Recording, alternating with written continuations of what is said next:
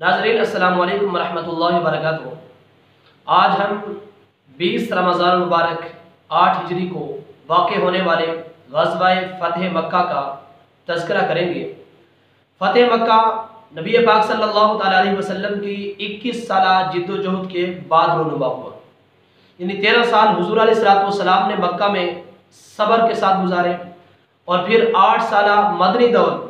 جہاں پر جہاد کے اندر اور غزوات کے اندر نبی علیہ السلام کا اکثر وقت گزرتا رہا، حتیٰ کہ غزوہ بدر ہوا، غزوہ احد ہوا، پھر غزوہ احزاب ہوا، اس کے بعد فتح خیبر، اور آخر میں اللہ رب العزت نے وہ وقت نبی علیہ السلام کے لیے آن پہنچایا جس وقت کے لیے ہر مسلمان منتظر تھا۔ وہ غزوہ فتح مکہ کا وقت تھا۔ فتح مکہ کی بیک گراؤنڈ کچھ اس طرح ہے کہ صلح حدیبیہ نبی پاک صلی اللہ تعالیٰ علیہ وسلم نے مہاجر قریش کے ساتھ جو مکہ کے رہنے والے تھے ان کے ساتھ ایک معاہدہ طے پایا 6 ہجری کو، اور اس معاہدے کی مدت 10 سال تھی کہ نبی پاک صلی اللہ تعالیٰ علیہ وسلم نے یہ وعدہ کیا کہ کوئی مسلمان اور کافر یہ آپس میں 10 سال تک جنگ نہیں کریں گے۔ تو جنگ بندی کا اعلان ہو گیا اور اس کی باقی بھی شرائط ہیں، لیکن ابھی اس معاہدے کو 1-1.5 سال ہی گزرا تھا۔ قریش وہ رہ نہ سکے، انہوں نے دیکھا کہ اسلام اس طرح بہت زیادہ پھیلتا جا رہا ہے، اور نبی پاک صلی اللہ تعالیٰ علیہ وسلم مختلف قبائل کے اندر جا کر تبلیغ کر سکتے ہیں، اور مسلمان جا کر تبلیغ کر رہے ہیں، مختلف سلطنتوں کو خط بھیج رہے ہیں، وفود بارگاہ نبوی میں آ رہے ہیں، تو اس طرح ان سے یہ رہا نہ گیا، حتیٰ کہ انہوں نے اس معاہدے کی خلاف ورزی کی۔ اور ایک قبیلہ تھا بنو خزاعہ قبیلہ، وہ مسلمانوں کا حلیف تھا، مسلمانوں کے ساتھ تھا، اور دوسرا بنو بکر قبیلہ تھا جو قریش مکہ کا حلیف تھا۔ اب ان کی آپس میں جنگ ہوئی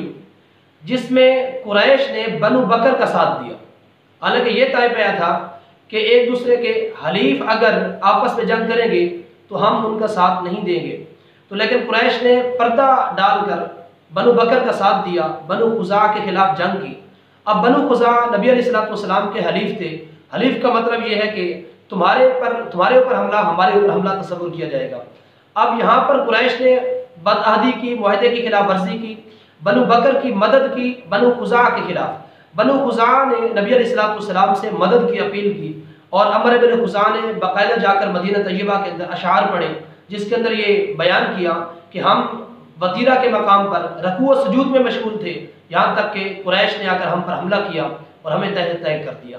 اب نبی علیہ السلام نے ان کی مدد کا اعلان کیا، اور خفیہ طریقے سے نبی علیہ السلام نے مکہ کو فتح کرنے کی تیاری شروع کر دی، اور مدینہ کے تمام قبائل اور ارد گرد کے تمام اپنے جو مسلمان قبائل تھے، حلیف قبائل تھے، ان کو بھی تیاری کرنے کا حکم دیا، لیکن جگہ کا تعین نہیں کیا، آپ نے بتایا نہیں کہ ہم کدھر جا رہے ہیں۔ تو نبی علیہ السلام مکہ کے نام کو آپ نے مخفی رکھا کہ کس کے لیے تیاری ہے، اس چیز کو آپ نے مخفی رکھا تاکہ ہم جب مکہ المکرمہ پہنچے تو وہاں اچانک پہنچے اور ان کی تیاری نہ ہو۔ اس طرح مکہ المکرمہ کے اندر خون بہے بغیر، قتال کیے بغیر آپ حرم کو ویسے ہی فتح کرنا چاہتے تھے۔ تو نبی علیہ السلام نے یہاں سے اپنا پورا 10,000 کا لشکر تیار کیا، اور پورے اس 10,000 لشکر کو لے کر آپ مکہ کی طرف روانہ ہوئے۔ 1 ہفتہ لگا نبی علیہ السلام مکہ کے قریب ایک جگہ مر الزہران مکہ کے قریب جگہ ہے، وہاں پر پہنچ گئے۔ اب 1 ہفتے بعد جب نبی علیہ السلام مر الزہران پر آپ پہنچے تو وہاں پر پڑاؤ کر دیا، وہاں پر خیمے لگا لیے، اور آپ علیہ السلام نے یہ فرمایا کہ آپ ہر شخص الگ الگ خیمہ لگائے اور اپنے خیمے کے سامنے آگ جلا دے، یعنی یوں محسوس ہو کہ 10,000 خیمے لگے ہوئے ہیں، اور 10,000 لوگ 10,000 خیموں کے اندر اتنے لوگ موجود ہیں کہ ہر خیمے کے آگے آگ جل رہی ہے، تو تاکہ مکہ کے جو کافر ہیں ان پر ایک رعب طاری ہو جائے اور وہ ڈر جائیں، ڈر کی وجہ سے تلواریں نہ اٹھا سکیں، اور وہ اس طرح چپ کر کے ہی یعنی ہتھیار ڈال دیں اور فتح نصیب ہو جائے مسلمانوں کو۔ تو اس طرح نبی علیہ السلام کی یہ تدبیر بہت ہی زیادہ کارگر ثابت ہوئی، حتیٰ کہ ابو سفیان اس کو پہلے سے ہی جب انہوں نے بدعہدی کی تھی تب سے اس کو خدشہ تھا کہ حضور ضرور حملہ کریں گے، اسی وجہ سے ایک مرتبہ وہ باقاعدہ مدینہ طیبہ کا چکر لگا چکا تھا کہ مدینہ طیبہ کا چکر لگایا اور نبی علیہ الصلوۃ والسلام کے پاس پہنچا کہ میں اس صلح حدیبیہ کی تجدید کرنے آیا ہوں۔ نبی علیہ الصلوۃ والسلام نے نہیں مانا،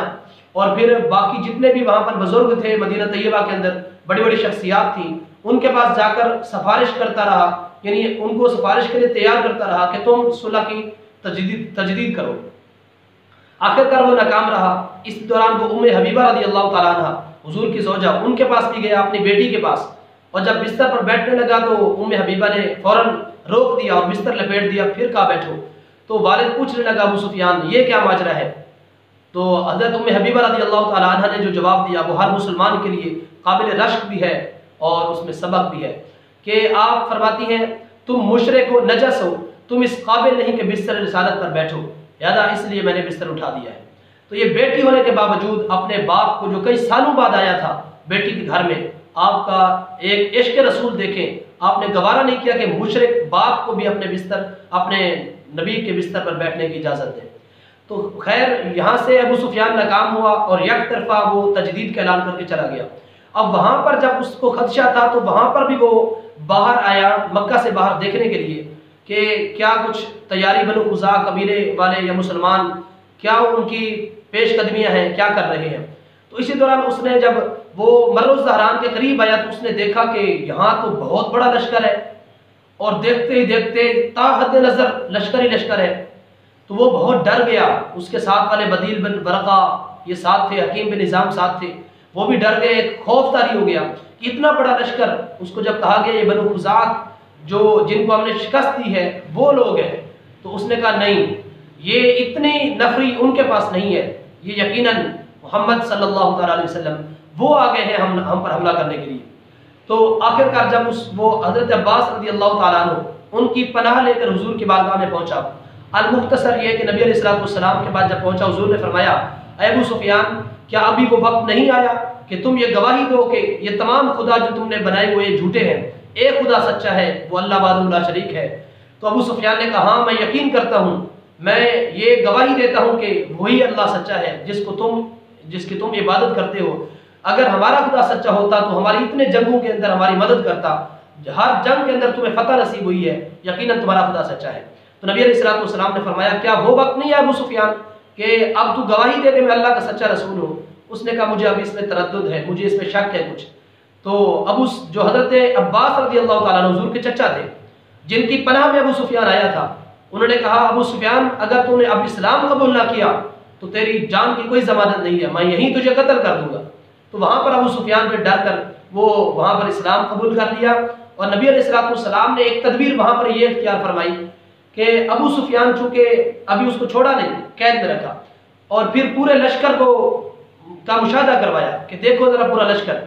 ایک جگہ ابو سفیان کو روکا گیا اور پورا لشکر وہاں سے گزارا گیا، اور لشکر جب گزرتا جا رہا تھا، نبی علیہ الصلوۃ والسلام کے جو قافلے آگے تھے وہ گزرتے جا رہے تھے، ابو سفیان ہر قافلے کے وقت پوچھتا تھا ابھی تک محمد نہیں آئے، ان کا قافلہ نہیں آیا؟ تو ان کو بتایا جاتا نہیں ابھی تو وہ نہیں آئے، جب وہ آئیں گے تو ان کا جو لشکر تم دیکھو گے تمہارے ہوش اڑ جائیں گے۔ تو ابو سفیان وہاں سے بہت زیادہ خوف زدہ ہوا۔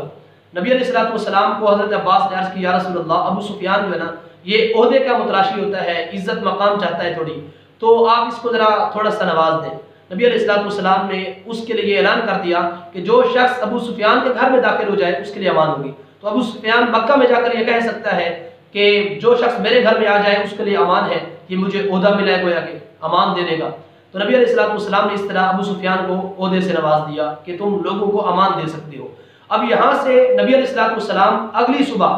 پھر صبح ہوتے ہی تمام لشکر کو لے کر 4 حصوں میں تقسیم کر دیا کہ چاروں طرف سے مکہ میں داخل ہونا ہے تاکہ کفار دیکھ کر ڈر جائیں اور گھر جائیں، اور اس طرح ان کو ہتھیار اٹھانے کی جرت نہ ہو۔ نبی علیہ الصلوۃ والسلام کی یہ تدبیر بہت کارگر ثابت ہوئی، اور حتیٰ کہ پورا مکہ بغیر لڑائی کے فتح ہو گیا۔ صرف ایک چھوٹی سی جھڑپ ہوئی جہاں پر صفوان بن امیہ اور اکرمہ بن ابو جہل، یہ لوگ ان کی قیادت میں کچھ کافر وہ ایک جگہ پر مسلمانوں سے مزاحمت کرنے لگے، جن کی قیادت حضرت خالد بن ولید رضی اللہ تعالیٰ عنہ کر رہے تھے۔ حضرت خالد بن ولید رضی اللہ تعالیٰ عنہ نے ان کو فوراً وہاں سے شکست دی، اور 28 کافر وہاں پر مارے گئے، اور وہاں سے 2 مسلمان شہید بھی ہوئے۔ تو وہاں سے ان کو شکست دے کر یہ کچھ بھاگ گئے، کچھ مارے گئے۔ تو اس طرح پورا مکہ بغیر لڑائی کے نبی علیہ السلام نے فتح کر لیا۔ یہ آپ کی سپہ سالاری تھی، یہ عظیم جنگی تدبیریں تھیں جو نبی علیہ السلام نے اس وقت اختیار فرمائی کہ اتنا بڑا مرکز جو کفار کا مرکز تھا بلکہ پورا عرب کا مرکز اور سینٹر تصور کیا جاتا تھا، اس کو نبی علیہ السلام نے بغیر لڑائی کے فتح کر دیا۔ اور پھر فتح کے بعد جتنی آپ نے کرم نوازیاں کی، حتیٰ کہ ہر شخص کے لیے یہ اعلان کر دیا کہ جو شخص ابو سفیان کے گھر داخل ہو جائے، جو اپنے گھر میں دروازے بند کر لے، ہتھیار پھینک دے، جو مسجد حرام میں چلا جائے، سب کے لیے امان ہے، عام معافی کا اعلان ہے۔ لیکن اس دن بھی نبی علیہ السلام نے تقریباً 15 کے قریب ایسے لوگ تھے جو نبی علیہ السلام کی گستاخیاں کیا کرتے تھے۔ حضور نے اعلان فرما دیا کہ فلاں فلاں شخص کو نہیں بخشنا، چاہے وہ کعبہ کے اندر بھی چھپ جائیں، پھر بھی ان کو قتل کرنا ہے، کیونکہ وہ گستاخ رسول تھے۔ وہ گستاخ رسول کے لیے معافی نہیں تھی۔ ہاں، پھر ان میں سے اکثر لوگ نبی علیہ السلام کی بارگاہ میں آئے تو نبی علیہ السلام نے ان کو خود،